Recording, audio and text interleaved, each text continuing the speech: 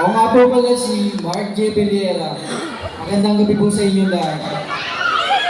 Alright! First of all, thank you so much for gracing the event, MJ and Gerald. May isang tanong lang ako sa inyo. How do you find Barangay Taoist so far?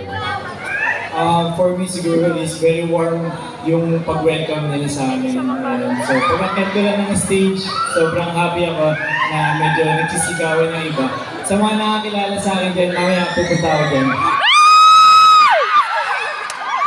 Parang kilala ka na. At napakaganda dito sa Payapang City. Sobrang mabait ng mga tao. Sobrang mahal ko na kayong lahat.